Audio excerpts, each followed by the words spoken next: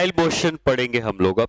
Projectile motion या two dimensional motion, तो पहले मैं इन जनरल बताता हूं कि टू डायमेंशनल मोशन होता क्या है, और फिर वो टू डायमेंशनल मोशन को सीखने के बाद प्रोजेक्टाइल मोशन के ऊपर ही मोस्टली क्वेश्चंस आते हैं, तो वो प्रोजेक्टाइल मोशन क्या होता है उसको हम सीखेंगे। ठीक है, तो टू डायमेंशनल मोशन में मोशन एक स्ट्रेट लाइन पे नहीं होगा। जैसे अभी तक क्या होता था कि पार्टिकल या तो सीधे ऊपर जाके नीचे गिरता था, तो मोशन सिर्फ वाई एक्सिस में होता था, या पार्टिकल सिर्फ आगे जा रहा है या पीछे आ रहा है तो मोशन सिर्फ एक्स एक्सिस में है, तो वन डायमेंशनल मोशन थे। लेकिन टू डायमेंशनल मोशन में हम पार्टिकल को ना तो सीधा ऊपर फेंकेंगे, ना हम उसको ग्राउंड में स्लाइड कराएंगे, बल्कि किसी एंगल पे फेंकेंगे। और जब किसी एंगल पर फेंकते हैं तो उसके मोशन में एक्स एक्सिस और वाई एक्सिस दोनों एक्सिस इन्वॉल्व होती हैं, इसलिए हम उसको टू डायमेंशनल मोशन कहते हैं। ठीक है, तो in general two dimensional motion में दो एक्सिस इन्वॉल्व होनी है। तो एक एक्सिस हम मान लेते हैं वाई एक्सिस है, एक एक्सिस मान लेते हैं एक्स एक्सिस है, और ये दोनों एक्सिस का यूज करके टू डायमेंशनल मोशन आता है। हो सकता है कि पार्टिकल का जो पाथ है वो कुछ इस तरीके का होगा, जिसमें वो इस तरीके से मोशन कर रहा होगा। ठीक है, अगर ये इस तरीके से मोशन कर रहा है तो इसका पाथ आप देख सकते हैं कि लगातार इसकी ट्रैजेक्टरी बदलती जा रही है। कोई जरूरी नहीं है कि अब ये स्ट्रेट लाइन पे चले, किसी भी पाथ पे चल सकता है, लेकिन ये किसी भी पाथ पे जब चल रहा होगा तो हर समय इसके पॉइंट को अगर हम कंसीडर करें तो जो उसकी वेलोसिटी होगी वो हमेशा इसकी पाथ के टेंजेंशियल डायरेक्शन में होगी। ठीक है, और अब अगर हम इसकी वेलोसिटी को दो पार्ट में ब्रेक कर लें तो एक पार्ट इसका एक्स एक्सिस के लॉन्ग आ जाएगा, एक पार्ट इसका वाई एक्सिस के लॉन्ग आ जाएगा।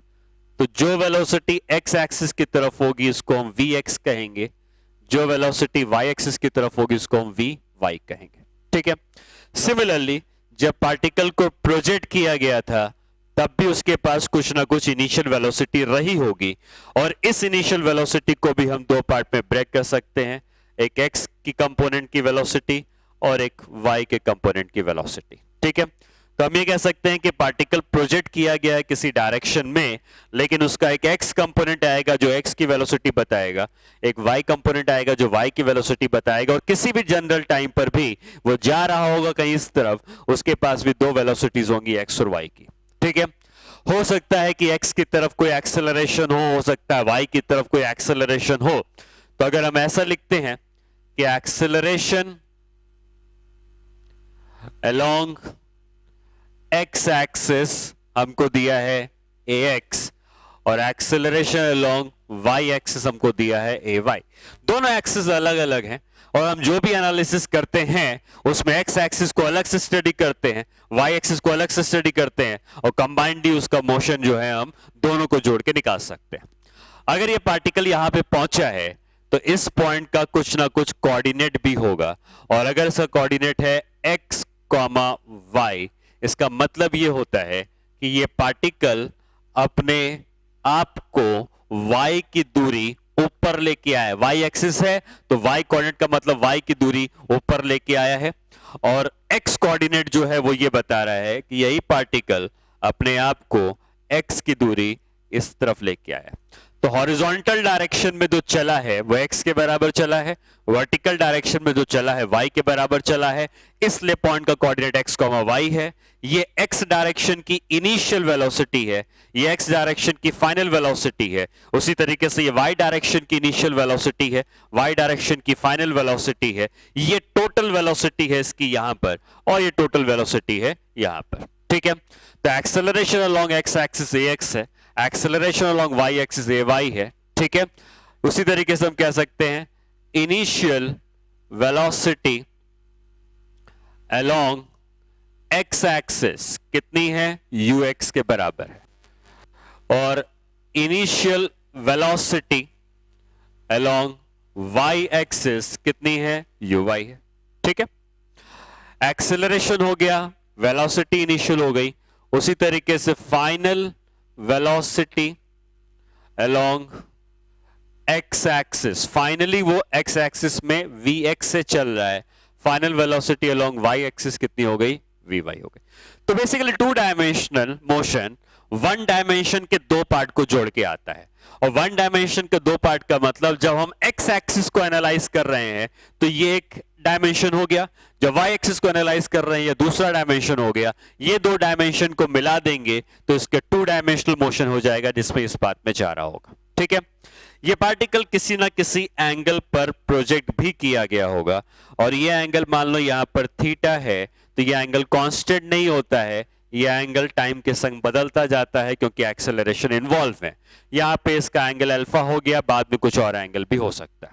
ठीक है, तो हम ये बात समझनी है कि जब ये पार्टिकल यहां पर था तो यहां मान लो टाइम 0 था, और जब ये पार्टिकल यहां पहुंच गया तो अब तक जो टाइम बीत चुका है वो टी का बीत चुका है। टाइम के लिए डायरेक्शन इंपॉर्टेंट नहीं है, एक्स एक्सिस में यहां से यहां जाने में भी टाइम टी लगा है, वाई एक्सिस में यहां से यहां जाने में भी टाइम टी लगा है। तो बेसिकली जब ये यहां पहुंचा है तो एक्स की तरफ इतना चला है, यहां से यहां एक्स चला है, यहां से यहां वाई चला है। जितनी देर में ये यहां से यहां एक्स की तरफ चला होगा उतनी देर में वाई में यहां से यहां चल गया होगा, इसलिए फाइनल पोजीशन इसकी इस तरफ यहां पर आई होगी। ठीक है, अब हमें करना क्या है इसके मोशन को डिस्कस करने के लिए, तो हम एक काम करते हैं, हम इसके मोशन को जब दो पार्ट में डिवाइड कर रहे हैं तो हमारे पास जो इक्वेशन ऑफ मोशन थी अगर आपको याद हो तो हम ये यूज कर सकते हैं v is equal to u plus a into t. लेकिन जब हम इसको यूज कर रहे हैं तो फाइनल वेलोसिटी x की तरफ is equal to initial velocity x की तरफ, एक्सेलरेशन x की तरफ, और टाइम दोनों एक्सिस के लिए कॉमन होता है। तो ये इक्वेशन हम u is equal to u plus a t use कर सकते हैं। y में यूज करना होता है तो v y is equal to you y plus a y into t. ठीक, ये वेलोसिटी हो गई। और क्या यूज कर सकते हैं, s is equal to u t plus half a t square. अब बात आती है कि ये पार्टिकल जब यहां पहुंचा तो x एक्सिस में कितना डिस्प्लेसमेंट है। x एक्सिस की इक्वेशंस हम यहां बना रहे हैं, y एक्सिस की इक्वेशंस हम यहां बना रहे हैं। ठीक है, तो आप ये समझे कि जब ये पार्टिकल यहां से यहां पहुंचा ये डिस्प्लेसमेंट उसका x एक्सिस में है और ये डिस्प्लेसमेंट उसका y एक्सिस में है। तो s is equal to u t plus half a t square में लिखेंगे x is equal to u x t plus half a x t square, और y एक्सिस में लिखेंगे y is equal to you y t plus half a y t square. ठीक है, और उसी तरीके से third equation v square is equal to u square plus 2s v x का square is equal to u x का square plus 2as, s कितना है, डिस्प्लेसमेंट अलोंग x एक्सिस। उसी तरीके से y के लिए क्या यूज करेंगे, vy का square is equal to you Y का square plus 2ay into Y के बराबर। ठीक है, इस तरीके से हमें x और y एक्सिस में इक्वेशन फ्रेम करनी है, और वही इक्वेशन ऑफ मोशन है जो हम पहले यूज करते आ रहे थे, और यही इक्वेशन ऑफ मोशन का ही यूज करके हम इनकी इक्वेशन को टू डायमेंशनल बना सकते हैं। ये वन डायमेंशन मिला के टू डायमेंशन। ठीक है,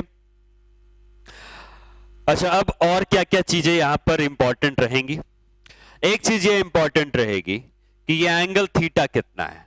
ठीक है, तो आपको अगर कभी भी ये एंगल थीटा निकालना है तो जैसा हमने वेक्टर में पढ़ा हुआ है कि ये एंगल जो थीटा होता है इसमें tan थीटा की जो वैल्यू होती है वो y अपॉन एक्स मतलब u y by u x से निकल आती है।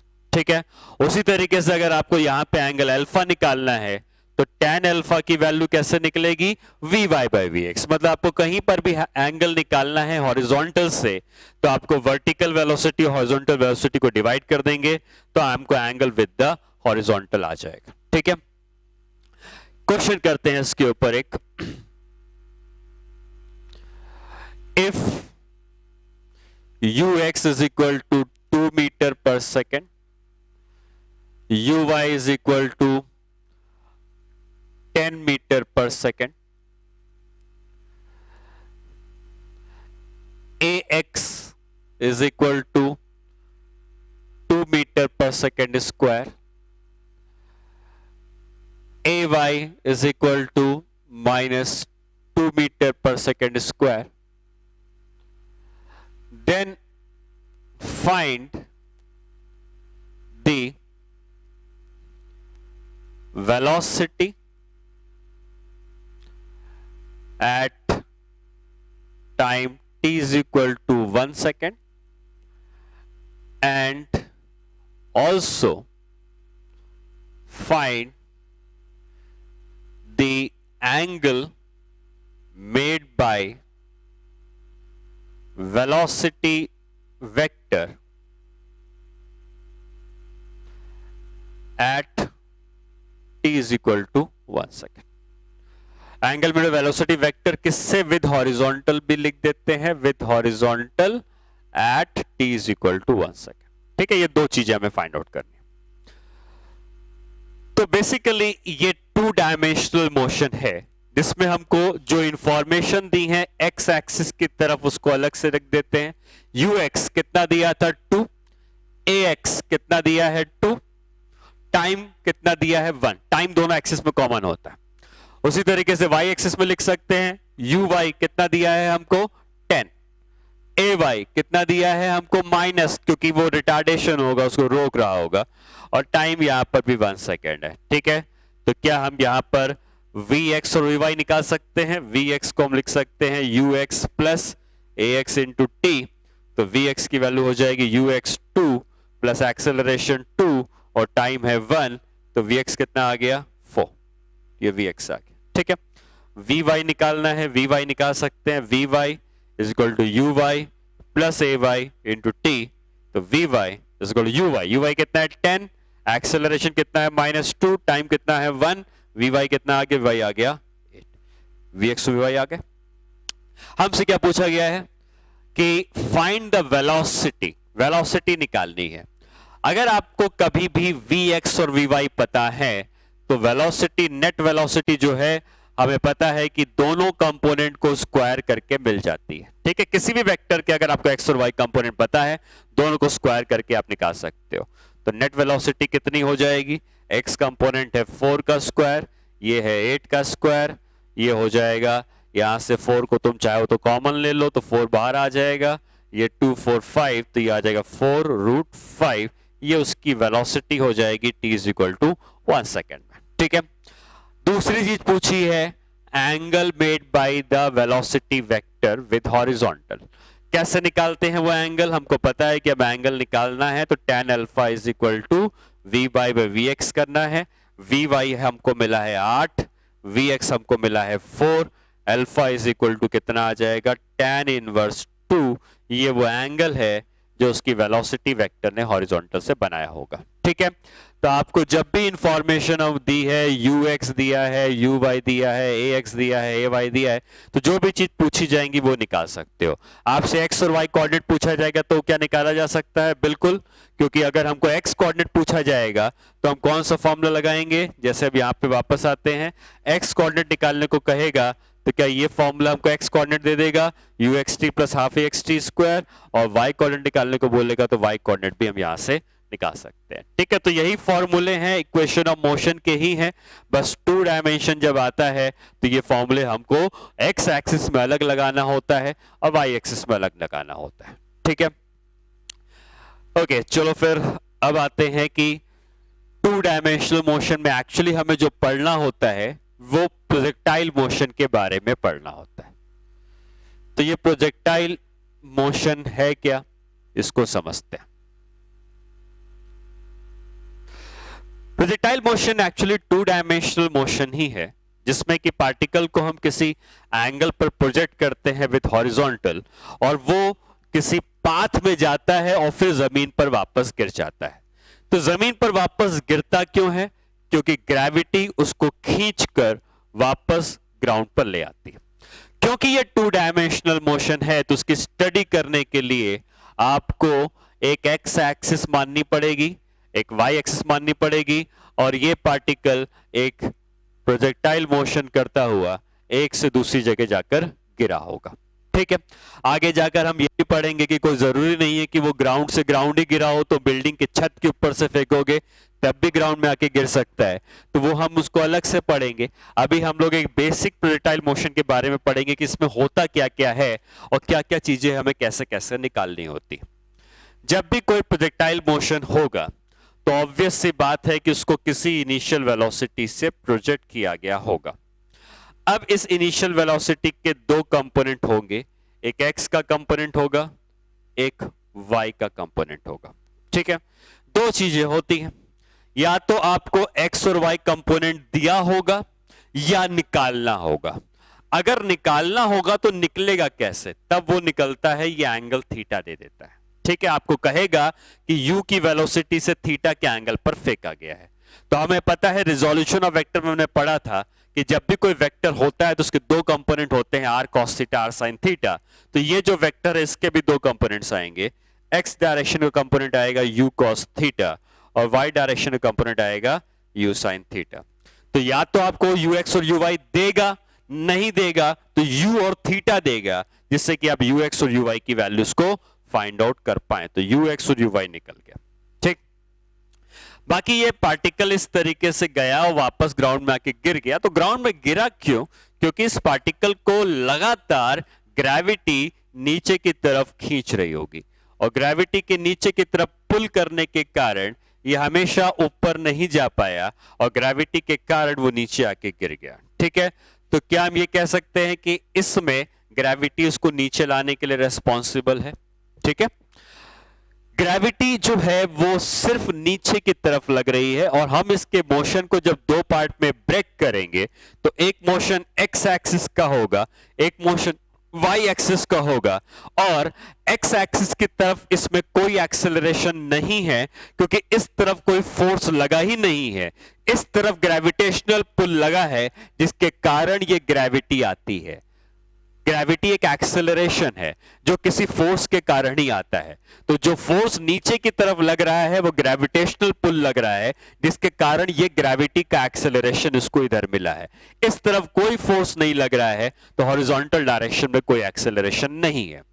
मतलब जब हम इसके मोशन को दो पार्ट में डिवाइड कर रहे होंगे, एक्स डायरेक्शन का मोशन एंड वाई डायरेक्शन का मोशन, तो दोनों में क्या क्या चीजें हैं वो हमें नोट करनी होगी।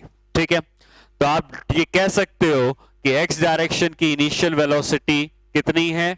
u x की है। एक्स डायरेक्शन की इनिशियल वेलोसिटी ux की है जिसको u cos थीटा भी लिखा जा सकता है। y डायरेक्शन की इनिशियल वेलोसिटी कितनी है? uy की है जिसको u sin थीटा लिखा जा सकता है। ठीक है, दूसरा आता है एक्सेलरेशन। एक्स डायरेक्शन में कोई एक्सेलरेशन नहीं है। क्यों? क्योंकि एक्स डायरेक्शन में कोई फोर्स लग ही नहीं रहा है, लेकिन वाई डायरेक्शन में ग्रेविटी लग रही है, वो भी नीचे लग रही है। मोशन अंडर ग्रेविटी में हम सीख चुके हैं कि हम ऊपर का डायरेक्शन पॉजिटिव और नीचे का डायरेक्शन नेगेटिव लेते हैं। क्योंकि ग्रेविटी नीचे की तरफ लग रही है इसलिए वाई डायरेक्शन में जो एक्सेलरेशन होगा जिसको हम ए वाई लिखते हैं, इसकी वैल्यू कितनी है? माइनस जी के बराबर है। ठीक है, एक्स डायरेक्शन के एक्सेलरेशन को हम ए एक्स लिखते थे जिसकी वैल्यू 0 है, लेकिन वाई डायरेक्शन के एक्सेलरेशन की वैल्यू माइनस जी के बराबर है। ठीक है, अच्छा, ये दो चीजें कंफर्म है, हमें प्रोजेक्टाइल मोशन में ऐसा ही होने वाला है। एक्स और वाई के बारे में ये चीजें पता होनी चाहिए। बाकी हमको हो सकता है ये पूछे कि कितने टाइम के बाद ये यहां पहुंचा, कितने टाइम के बाद ये यहां पहुंचा, वो अलग अलग बातें हैं, लेकिन ये चीजें हमेशा एक्स और वाई एक्सिस के मोशन में इन्वॉल्व रहेंगी जो आपको याद रखना है। ठीक है, अब हमें इक्वेशन क्या यूज करनी है? इक्वेशन वही यूज करनी है जो हम नॉर्मली यूज करते हुए आते हैं। मतलब हमको u पता है, ये पता है, और इक्वेशन अगर हमको यूज करनी होगी तो हम क्या यूज करनी होगी? vx is equal to ux plus ax into t, ये यूज करनी है। लेकिन ये ax कितना है? ये ax कितना है? 0 है। और अगर ax 0 है तो आप ये मान सकते हैं कि vx और ux हमेशा एक दूसरे के बराबर होते हैं। मतलब x डायरेक्शन में जब ये पार्टिकल मोशन करता है तो x डायरेक्शन में इसकी वेलोसिटी में कभी कोई चेंज नहीं आता है। जब ये यहां भी पहुंचेगा तो इसकी x डायरेक्शन की वेलोसिटी वही ux के बराबर ही रहेगी।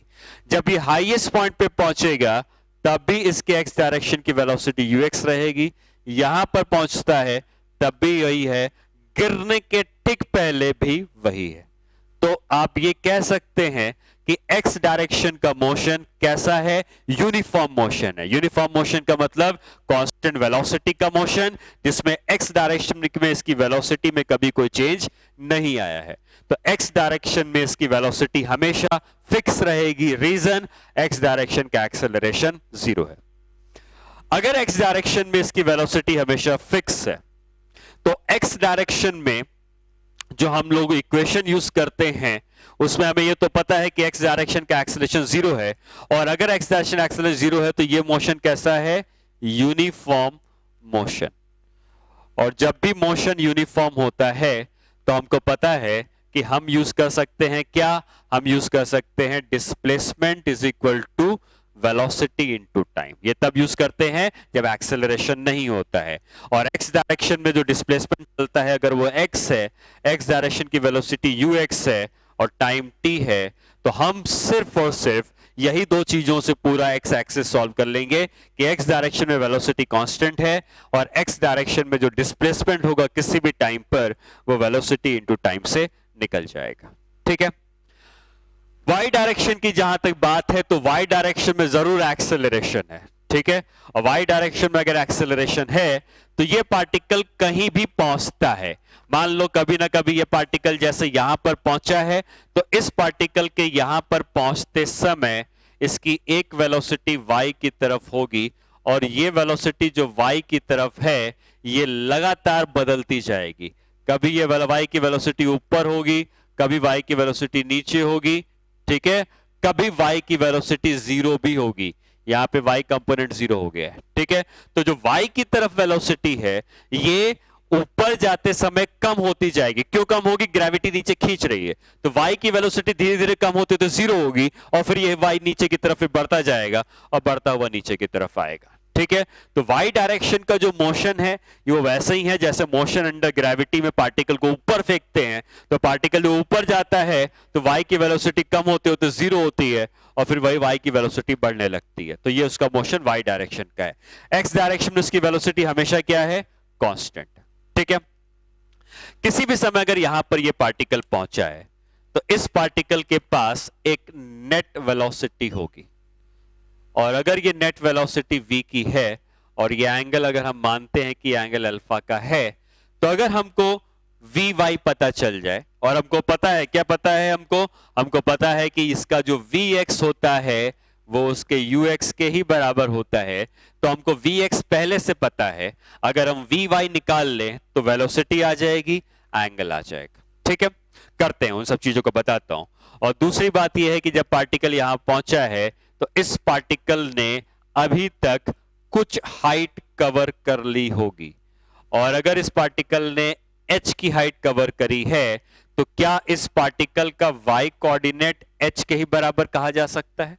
तो अगर मैं इसके कोऑर्डिनेट को x, y कहता हूं तो इसका y कोऑर्डिनेट इसकी हाइट के बराबर है और x कोऑर्डिनेट किसके बराबर है? x कोऑर्डिनेट ये दूरी जो इसने ट्रैवल करी है इसके बराबर। तो फिलहाल मैं अगर x कोऑर्डिनेट की हम पहले बात करें तो x कोऑर्डिनेट बताता है कि x डायरेक्शन में कितना चला है। x डायरेक्शन में टाइम t पर जो डिस्टेंस ये कवर करेगा उसकी वैल्यू ux इंटू टी के बराबर है। y डायरेक्शन में ये कितना डिस्टेंस कवर करेगा? y डायरेक्शन की वेलोसिटी क्या है? तो y डायरेक्शन में आप फॉर्मूला यूज करेंगे vy is equal to uy minus g into t. क्यों लगाया मैंने ये? क्योंकि फाइनल वेलोसिटी y एक्सिस की vy है, देख सकते हो। इनिशियल वेलोसिटी y एक्सिस की uy है और y एक्सिस का एक्सेलरेशन माइनस जी है। तो मैंने पुट कर दिया vy is equal to uy plus ay into t में vy is equal to uy minus gt बचता है। ये हम तब यूज करेंगे जब हमको किसी भी टाइम पर उसकी फाइनल वेलोसिटी निकालनी होगी। ठीक है। और क्या यूज कर सकते हैं? v square is equal to u square plus 2as, लेकिन a क्योंकि माइनस g है और डिस्प्लेसमेंट कितना है y एक्सिस में? h का है। जो हम लोग y कोऑर्डिनेट लेते हैं वही y कोऑर्डिनेट h के बराबर है। तो मैं यहां पे h लिखूंगा क्योंकि हाइट हमेशा पूछी जाती है। तो v square is equal to u square plus 2a minus G था और डिस्प्लेसमेंट h के बराबर हो गया। और तीसरी इक्वेशन कौन सी है? s is equal to u t plus half t square. s कितना है y एक्सिस में? हाइट के बराबर है U T minus half g t square. Minus half g t square फिर से मैंने क्यों लगाया? क्योंकि इसका एक्सेलरेशन y एक्सिस में माइनस जी है। तो y एक्सिस में ये फॉर्मूले हमें यूज करने होते हैं मोशन के लिए और x एक्सिस में वेलोसिटी कांस्टेंट है और x डायरेक्शन का डिस्प्लेसमेंट इतना है। ठीक है। आपको कभी भी वी एक्स और वी वाई मिल गया तो tan अल्फा निकाल सकते हो। कितना होगा tan अल्फा? tan अल्फा की वैल्यू हो जाएगी v y by v x के बराबर। तो अगर आपको वी वाई पता है, वी एक्स पता है, तो यहां से tan अल्फा आ जाता है। ठीक है, हाईएस्ट पॉइंट पे इसकी वेलोसिटी सिर्फ यूएक्स के बराबर होती है। हाईएस्ट पॉइंट पर ये जो वर्टिकल कंपोनेंट होता है वाई डायरेक्शन वाला, वो जीरो हो जाता है। वाई डायरेक्शन पे इसकी वेलोसिटी यूएक्स होती है और ये इसके मोशन की मिनिमम वेलोसिटी होती है। इससे कम वेलोसिटी इसकी और कहीं नहीं होती है, क्योंकि बाकी हर जगह पर वाई कंपोनेंट रहेगा, बस यहीं पर वाई कंपोनेंट जीरो हो जाता है तो मिनिमम वेलोसिटी होती। दूसरी बात यह कि जब पार्टिकल को सीधा ऊपर फेंकते हैं तो पार्टिकल को अगर हम 20 मीटर पर सेकंड से फेंकते तो वापस 20 मीटर पर सेकंड से ही गिरता। मतलब अगर आपने उसको यू वाई से ऊपर फेंका है तो जब ये गिरता है तो गिरते समय इसकी वेलोसिटी वही यू वाई के बराबर होती है।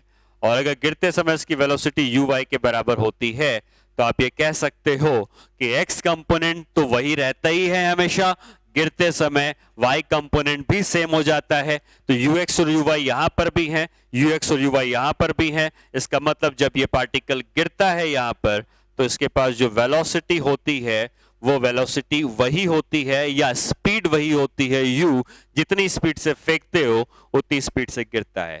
जितने एंगल पर फेंकते हो, ये एंगल अगर देखोगे तो ये एंगल थीटा होगा, और अगर इसी का अपोजिट एंगल हम लेते हैं यहां से और यहां से तो ये एंगल थीटा होगा। तो हॉरिजॉन्टल से थीटा एंगल पर फेंका था तो हॉरिजॉन्टल से वही थीटा एंगल पर गिरता है। एक्स डायरेक्शन की वेलोसिटी हमेशा कांस्टेंट रहती है। वाई डायरेक्शन की वेलोसिटी ऊपर जाता है तो घटती है, नीचे आता है तो बढ़ती है। हाईएस्ट पॉइंट पे वाई डायरेक्शन की वेलोसिटी जीरो होती है। एक्स एक्सिस में हमको वेलोसिटी कांस्टेंट रखनी है और एक्स एक्सिस का डिस्प्लेसमेंट यहां से निकलना है। वाई एक्सिस में वेलोसिटी का भी फॉर्मूला है इक्वेशन ऑफ मोशन से, जो हाइट टाइम के टर्म में है, वेलोसिटी हाइट के टर्म में है, और ये हाइट हो जाती है ut plus half a t square. ठीक है, यही पूरा प्रोजेक्टाइल मोशन है जिसको हमको डिफरेंट केसेस में डिफरेंट तरीके से यूज करना होगा। ठीक है, अब आते हैं कि भाई हम इसको यूज कैसे करने वाले हैं। तो ऑब्वियसली इनको यूज करना हम सीखते हैं कि कैसे हम किसी क्वेश्चन में इसको यूज करेंगे। ठीक है, अब बात आती है कि इसमें क्या क्या चीजें हमें फाइंड आउट करनी होती है। तो पहला जो हम फाइंड आउट करेंगे वो होता है टाइम ऑफ फ्लाइट। अब टाइम ऑफ फ्लाइट का मतलब क्या हुआ? टाइम ऑफ फ्लाइट का मतलब होता है कि जब पार्टिकल को आपने यहां से प्रोजेक्ट किया है और पार्टिकल वापस ग्राउंड में आके गिर गया तो यहां से यहां तक का जो समय लगाया है इसको टाइम ऑफ फ्लाइट कहते हैं। ठीक है, ध्यान देना या याद रखना कि मोस्टली 99% टाइम जब भी हमें टाइम की बात होती है या हाइट की बात होती है तो हम टाइम और हाइट वाई एक्सिस से ही निकालते हैं। एक्स एक्सिस का यूज बहुत ही कम होता है और एक्स एक्सिस का यूज सिर्फ ये हॉरिजॉन्टल दूरी निकालने में ही होता है। मैक्सिमम टाइम हॉरिजॉन्टल कितना चला है वो निकालने में होता है। जब भी हमें टाइम निकालना है या हमें हाइट निकालनी है, वाई एक्सिस का यूज करना है। तो टाइम ऑफ फ्लाइट अगर हमें निकालनी है तो वाई एक्सिस का यूज करना है।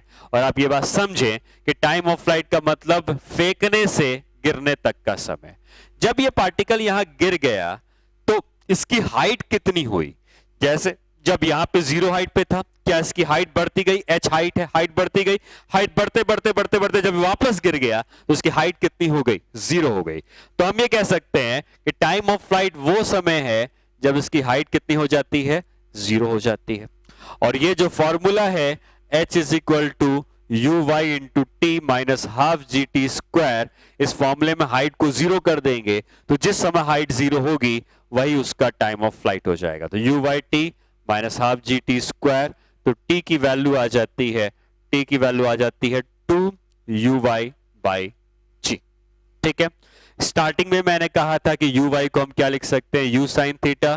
तो टाइम ऑफ फ्लाइट का फॉर्मूला बन जाता है 2 यू साइन थीटा बाई जी। ठीक है, कैसे निकला? वो निकला इस फॉर्मूले में हाइट को जीरो कर दिया तो टाइम ऑफ फ्लाइट हमको मिल गई। ठीक है, नेक्स्ट हम फाइंड आउट करेंगे इसकी मैक्सिमम हाइट। तो मैक्सिमम हाइट इस प्रोजेक्टाइल की जो होती है वो, अगर हम इस डायग्राम में वापस आए तो ये जो हाइट आपको दिख रही है ये इसकी मैक्सिमम हाइट, और यही मैक्सिमम हाइट हमसे पूछी गई है कि क्या होगी। तो अगेन मैंने कहा कि जब भी हाइट निकालनी है या हमको टाइम निकालना है तो वाई एक्सिस का यूज करना है, हमको फिर से वाई एक्सिस का यूज करना है। और इस बात को समझो कि जिस समय वो मैक्सिमम हाइट पे पहुंचा होगा उस समय वाई डायरेक्शन की वेलोसिटी क्या हो जाएगी, जीरो हो जाएगी। और अगर हम इन फॉर्मूले में आते हैं तो वाई डायरेक्शन की वेलोसिटी को जीरो कर देंगे तो हमको यह पता चल जाएगा कि वाई की वेलोसिटी जब जीरो हुई थी तो क्या हाइट थी, यहां से हाइट आ जाएगी। ठीक है, तो हम ये कह सकते हैं मैक्सिमम हाइट पे तब पहुंचता है जब y की वेलोसिटी जीरो हो गई। y की वेलोसिटी का फॉर्मूला था vy square is equal to uy square minus 2gh। यहां से आ जाता है जो h मैक्स होता है, ये vy को जीरो पुट कर देंगे तो आ जाएगा uy का स्क्वायर बाई 2g। और uy कितना है, u साइन थीटा है, तो u square sine square theta by 2g। ये इसकी मैक्सिमम हाइट हो गई। ठीक है, तो हमें टाइम ऑफ फ्लाइट जो निकालना था तब भी वाई एक्सिस का यूज किया, मैक्सिमम हाइट निकाला तब भी वाई एक्सिस। थर्ड आता है रेंज। रेंज क्या होता है, रेंज उसकी हॉरिजॉन्टल दूरी होती है। अगर इस डायग्राम में वापस आते हैं, और रेंज का मतलब होता है यहां से यहां तक की जो दूरी है इसको हम कहते हैं रेंज। डायग्राम से ही समझ में आता है कि क्या ये हॉरिजॉन्टल दूरी है, और हॉरिजॉन्टल कौन सा डायरेक्शन है, एक्स डायरेक्शन है। एक्स डायरेक्शन में एक ही फॉर्मूला है ux इंटू टी। तो अगर हमको ये निकालना है कि x वो दूरी है जो हॉरिजॉन्टल चलता है, तो x की वैल्यू कितनी है, कितना चला है वो निकालना है। और हमको अगर ये पूरा निकालना है तो हम ये कह सकते हैं कि ये पूरी दूरी चलने में इसने कितना टाइम लगाया है, ये पूरी दूरी चलने में उसने उतना ही टाइम लगाया है जितने टाइम से ये हवा में घूम के यहां पे गिर गया है। मतलब जो टाइम हम यहां यूज करेंगे वो टाइम ऑफ फ्लाइट हो जाएगी। ठीक है, हमें यह पता है कि x को हम यूज करते हैं ux इंटू टी, और जो t है वो टाइम ऑफ फ्लाइट हो जाएगी। तो x की दूरी ux इंटू टी से निकल जाएगी। टाइम ऑफ फ्लाइट हमने पहले ही निकाली हुई है 2uy बाई g के बराबर। तो रेंज की वैल्यू कितनी आ जाती है, 2ux uy बाई g। ठीक है, अब अगर आप ux और uy की वैल्यू पुट कर दें तो ux की वैल्यू क्या है, ये रेंज का फॉर्मूला हम यूज करते हैं लेकिन एक और तरीका यूज करने का। ux की वैल्यू है u cos थीटा, uy की वैल्यू है u sin theta by g। ठीक है, अगर आप देखें तो ये है 2 cos थीटा sin थीटा, जिसको sin 2 थीटा लिख सकते हैं। तो रेंज की वैल्यू बन जाती है u square sin 2 theta by g। ठीक है, तो रेंज के दोनों फॉर्मूले यूज किए जा सकते हैं। अगर हमको थीटा दिया हुआ है तो ये थीटा वाले फॉर्मूले लगाएंगे, अगर हमको ux uy दिया है तो ux uy वाले फॉर्मूले लगाएंगे। ठीक है, तो ये तीन फॉर्मूले हैं इस प्रोजेक्टाइल मोशन में। लेकिन ये फॉर्मूले कब काम करेंगे, जब प्रोजेक्टाइल जो फेंका गया है वो ग्राउंड से फेंक कर ग्राउंड में गिरेगा, तभी हम इनको यूज कर सकते हैं। अगर बिल्डिंग के ऊपर से फेंक के गिरेगा तो हम इसको यूज नहीं कर सकते हैं। तो हम क्या करेंगे वो बाद में सीखेंगे, लेकिन ये बात क्लियर होनी चाहिए कि ग्राउंड टू ग्राउंड प्रोजेक्टाइल में हम ये फॉर्मूले यूज कर सकते हैं। फॉर्मूले ठीक है अपनी जगह है, लेकिन बेसिक क्या है, बेसिक है ये इक्वेशंस। अगर ये इक्वेशंस आपको फ्रेम करनी आती है तो चाहे वो बिल्डिंग के ऊपर से ही पार्टिकल क्यों ना फेंका गया हो, हम उस क्वेश्चन को कर सकते हैं। ठीक है, क्वेश्चन करते हैं इसके ऊपर। क्वेश्चन मान लो आपको ऐसा दिया है कि a particle is projected with speed of 40 metre per second at an angle of 30 degrees. ठीक है, जब भी एंगल दिया होगा तो मान के चलना विथ हॉरिजॉन्टल है, हालांकि मैक्सिमम टाइम लिखा रहेगा at an angle of 30 degree. Find, अब इसमें क्या क्या चीजें निकालने को कहता है। मान लो कहता है इसमें टाइम ऑफ फ्लाइट कितनी है वो निकालो। सेकंड कहता है कि मैक्सिमम हाइट निकालो। थर्ड कहता है रेंज निकालो। ठीक है, तो तीन चीजें हैं। चौथा कहता है फाइंड वेलोसिटी आफ्टर 1 सेकेंड। ठीक है, पांचवा है angle made by velocity vector with horizontal at this time, वही जो पिछला वाला समय था उसमें। ठीक है, और ये हमको दिया है, और क्या निकाल सकते हैं, हाइट पूछ सकता है, height of particle at this time. ठीक है, तो एक एक करके इन पार्ट्स को करेंगे और ये देखते हैं कि हमको इंफॉर्मेशन क्या क्या दी हुई है। सारी इंफॉर्मेशन को एक जगह नोट करेंगे और फिर हम इस क्वेश्चन को करते हैं। तो इंफॉर्मेशन हमें जो दी है उसके अकॉर्डिंग हमें ये कहा गया है कि पार्टिकल को 40 मीटर पर सेकंड से 30 डिग्री के एंगल पर फेंका गया। तो एक्चुअली कुछ पार्टिकल इस तरीके से फेंका गया हो, ये वाई एक्सिस हो गई, ये एक्स एक्सिस हो गई, इस तरीके से पार्टिकल फेंका गया होगा। इसकी स्पीड हमको दी है 40 की और ये एंगल दिया है हमें 30 का। ठीक है, तो पहला काम होता है हमें ux और uy निकालना। तो हम ये कह सकते हैं कि जो उसकी x डायरेक्शन की वेलोसिटी होती है वो u cos 30 से आती है, u cos थीटा से आती है, cos 30 √3/2 होता है, तो 20 √3 हो जाएगा। उसी तरीके से अगर हमें uy निकालना है तो u sin थीटा मतलब 40 sin 30, 40 sin 30 कितना हो गया 20। तो ux और uy पता चल गया। तो हम ये कह सकते हैं कि हमारे पास जो ux है वो 20 √3 है, जो uy है वो है 20। ठीक है, ये दो चीजें पता हो गई। x डायरेक्शन में कोई एक्सेलरेशन होता नहीं है, x डायरेक्शन में खाली एक ही इक्वेशन है, x is equal to ux into t, और y डायरेक्शन का जो एक्सेलरेशन होता है वो -g के बराबर होता है, जैसा आपको पता है। ठीक है, अब आती है बात कि हमको निकालना क्या है। तो बेसिकली हमें जो निकालना है उसमें हमको पहला पार्ट है टाइम ऑफ फ्लाइट। तो टाइम ऑफ फ्लाइट का फॉर्मूला क्या है, 2u sin थीटा बाई जी या 2uy बाई जी। तो u sin थीटा कितना हमने निकाला है, u sin थीटा या uy, 2uy लिख लो अगर चाहो तो 2uy बाई जी, और uy कितना है 20 है, तो 2 इंटू 20, जी को हम 10 लेते हैं न्यूमेरिकल्स को सॉल्व करने के लिए, तो 4 सेकंड आ गया, 4 सेकंड्स की टाइम ऑफ फ्लाइट हो गई। दूसरे पार्ट में पूछा है मैक्सिमम हाइट। तो मैक्सिमम हाइट का फॉर्मूला है 2uy square by g, sorry uy square upon 2g। uy कितना है 20 है, इसका स्क्वायर अपॉन 2 इंटू जी कितना है 10, तो ये आ जाता है 20 मीटर्स। ठीक है, और तीसरा पार्ट इसमें रेंज पूछा गया है। रेंज होता है 2ux uy by g, 2 times of ux कितना है, ux है 20 √3, 20 √3, uy कितना है, uy है 20 और g कितना है, g है 10। तो ये हो जाएगा 20 टू 40, 40 और 2 80, तो ये हो जाएगा, सॉरी 80 कैंसिल हो जाएगा ना, तो 80 √3 मीटर ये रेंज हो गई।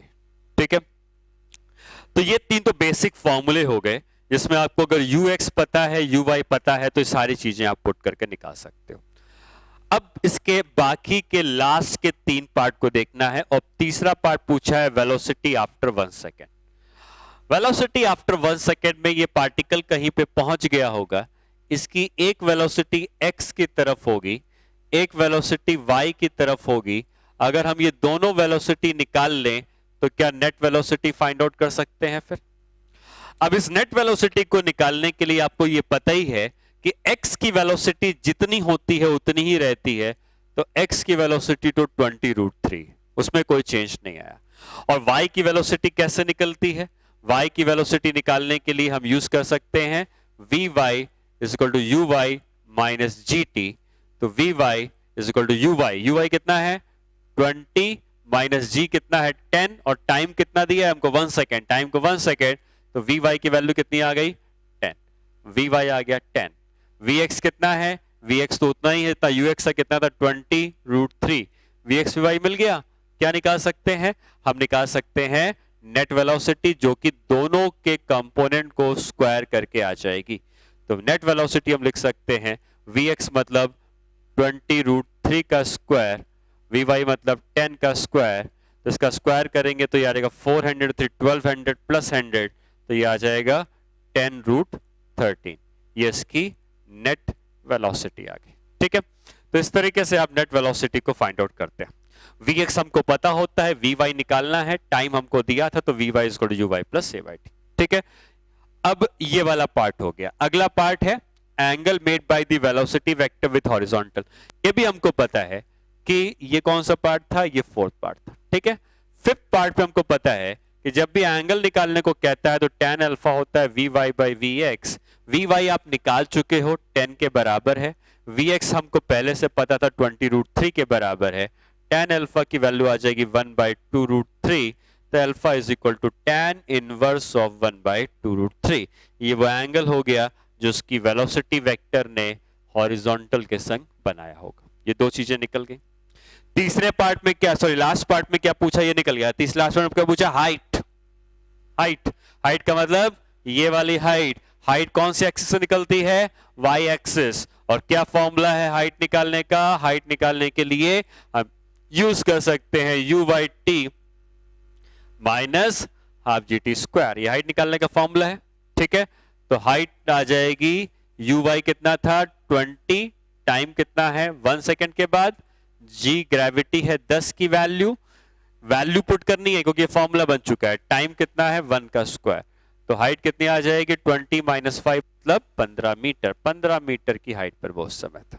ठीक है, तो ये तीन पार्ट तो बेसिक फॉर्मूले से आ गए, लेकिन बाकी पार्ट्स को निकालने के लिए आपको जो भी मैंने इक्वेशन ऑफ मोशन बताई थी, v = Vy = uy - gyt, यहां से tan अल्फा की वैल्यू निकालने का ये तरीका था, और h = uyt - half gt² से हमने इसको निकाला।